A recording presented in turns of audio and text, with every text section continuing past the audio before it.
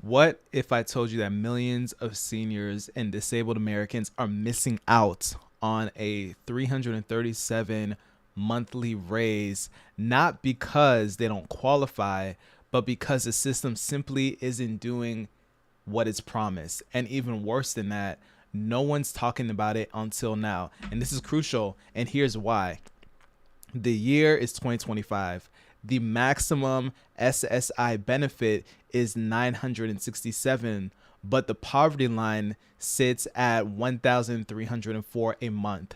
And that's a 337 shortfall every month for 8 million of the most vulnerable people in this country.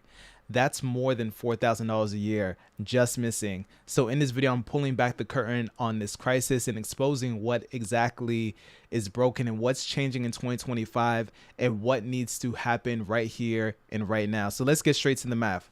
The federal poverty line in 2025 for an individual is 15,650 per year. That comes out to about 1,304 per month. The SSI maximum benefit is 11,604 a year, which comes out to about $967 a month. And the difference is a $337 a month difference. So the percentage gap is about 35%. So let that sink in. The SSI program, meant as an anti-poverty safety net, is now 35% below the poverty line.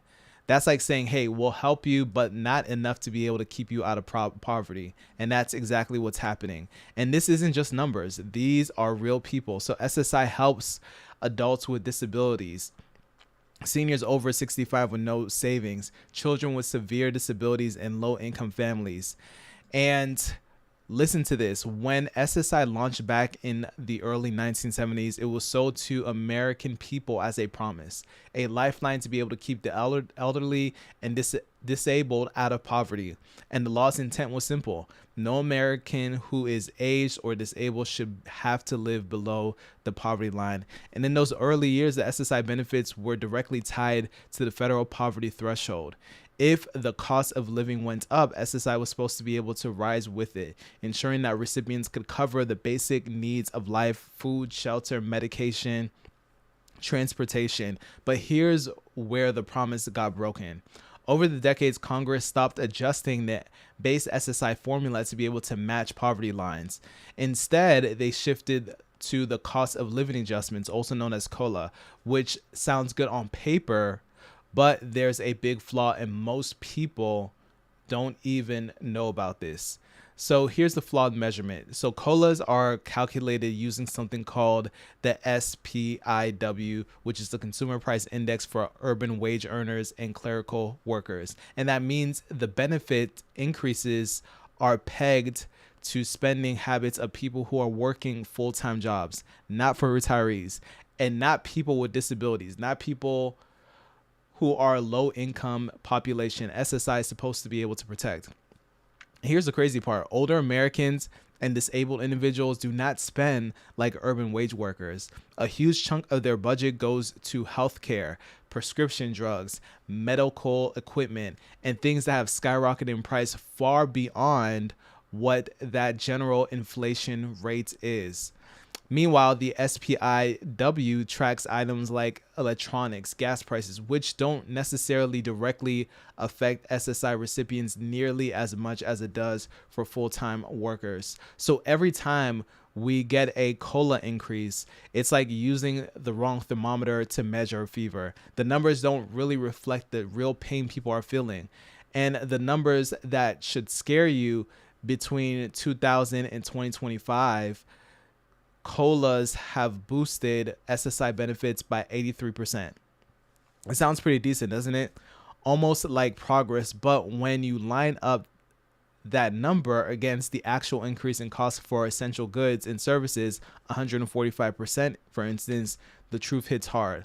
That's a 62% gap in buying power. So let me make this make sense for you. So imagine you have $1 in 2000 to spend on groceries, rent, and medication. By 2025, that dollar should have grown to $2.45 just to keep up with the pace of what's reality.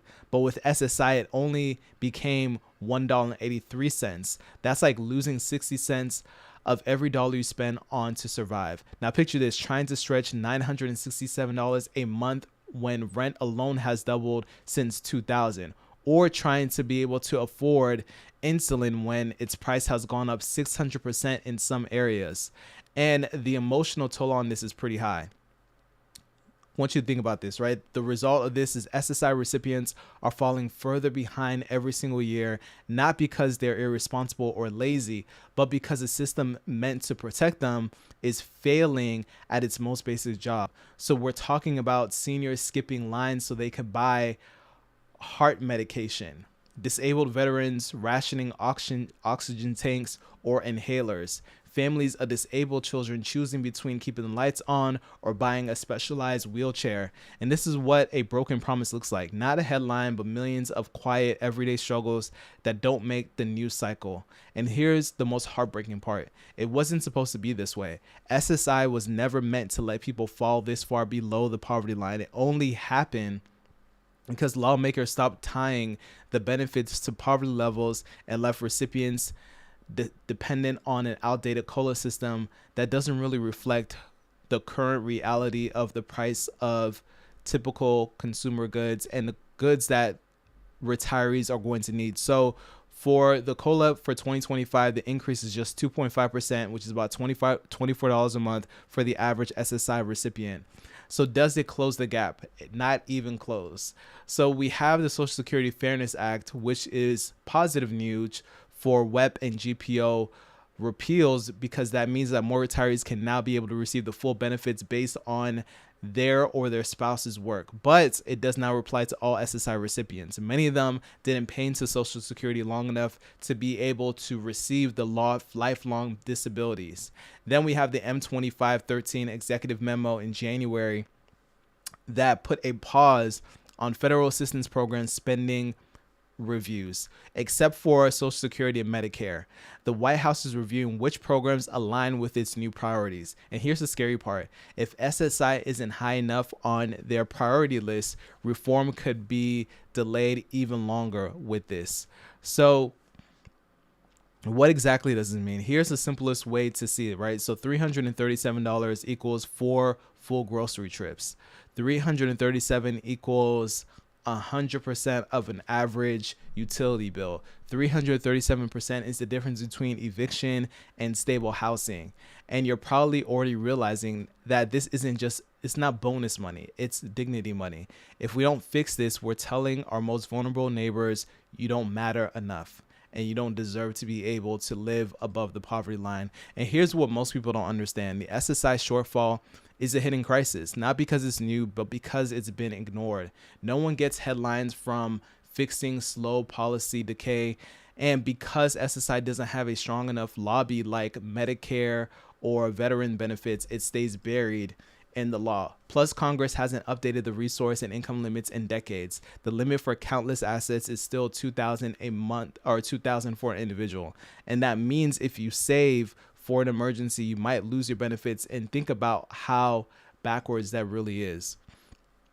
So here's the secret key to remember. Changes in this type of scenarios only happen when people make noise. So step number one, you want to make sure that you go ahead and contact your House of Representatives and your senator. Ask them, why does SSI still leave Americans below the poverty line? Will you support reform to raise benefits to at least match the poverty lines?